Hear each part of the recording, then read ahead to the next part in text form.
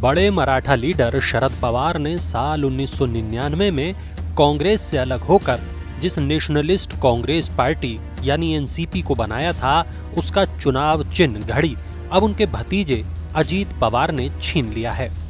6 महीने से अधिक समय तक चली 10 से ज्यादा सुनवाई के बाद चुनाव आयोग ने एनसीपी में विवाद का निपटारा करते हुए अजीत पवार की लीडरशिप वाले गुट के पक्ष में फैसला किया है और अब ये मसला सुप्रीम कोर्ट में भी पहुंच गया है। अब सवाल यह है कि कैसे अजीत पवार इतने पावरफुल हो गए कि उन्होंने चाचा से पार्टी का चुनाव चिन्ह ही छीन लिया।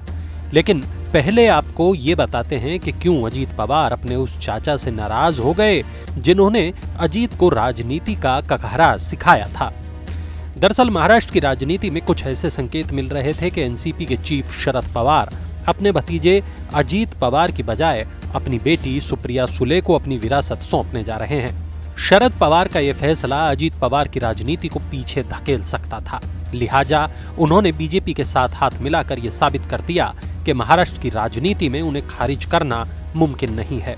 शरद पवार की छत्रछाया में राजनीति करने वाले अजीत पवार महाराष्ट्र की पॉलिटिक्स का एक मजबूत नाम है। वो अब 5 बार महाराष्ट्र के डिप्टी सीएम बन चुके हैं। शायद ही कोई राजनेता इतनी बार किसी सूबे का डिप्टी सीएम बना हो। लेकिन सवाल यह है कि क्या अजीत पवार अपने चाचा का दामन छोड़कर कभी महाराष्ट्र के सीएम भी बन पाएंगे, जो महाराष्ट्र के किसी भी नेता का ख्वाब होगा। शरद पवार के बड़े भाई अनंतराव पवार के बेटे अजीत पवार अपने चाचा का अनुसरण करते हुए राजनीति में आए थे। 1991 में उन्होंने शरद पवार के गढ़ बारामती से लोकसभा चुनाव जीता। लेकिन जब शरद पवार तब की नरसिम्हा राव सरकार में रक्षा मंत्री बने तो उन्होंने इस्तीफा देकर अपने चाचा के लिए वो सीट खाली कर दी। उसी साल उन्होंने विधानसभा चुनाव भी जीता और महाराष्ट्र की कांग्रेस सरकार में मंत्री बन गए। फिर धीरे धीरे अजीत पवार महाराष्ट्र के विदर्भ इलाके की राजनीति का बड़ा नाम बनते गए। साल 2010 में कांग्रेस एनसीपी गठबंधन सरकार में अजीत पवार पहली बार डिप्टी सीएम बने और फिर 2012 में सिंचाई घोटाले में नाम आने के बाद उन्हें ये पद छोड़ना पड़ा। लेकिन कुछ महीने बाद वो फिर से डिप्टी सीएम बन गए। साल 2019 के विधानसभा चुनाव के बाद शिवसेना ने बीजेपी का साथ छोड़ दिया।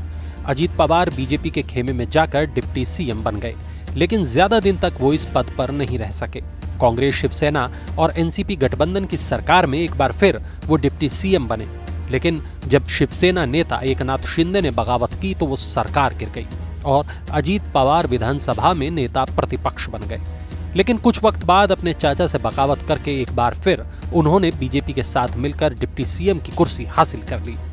डिप्टी सीएम की कुर्सी अजीत पवार के लिए नई नहीं है।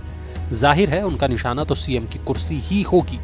कहा जाता है कि राजनीति संभावनाओं का खेल है। जिस तरह से बीजेपी ने एकनाथ शिंदे को शिवसेना से तोड़कर उन्हें सीएम की कुर्सी पर बैठाया है, उसे देखकर अजीत पवार के मन के किसी कोने में ये बात जरूर होगी कि आगे चलकर सूबे की सियासत में हालात उनके मुफीद रहे तो उनकी किस्मत भी एकनाथ शिंदे की तरह खुल सकती है। यानी उसके पहले उनका टारगेट एनसीपी का चुनाव चिन्ह घड़ी, जो अब उन्हें मिल चुका है और अब वो अगले चुनाव में अपनी पार्टी को असली एनसीपी के तौर पर वोटर्स के बीच ले जाएंगे।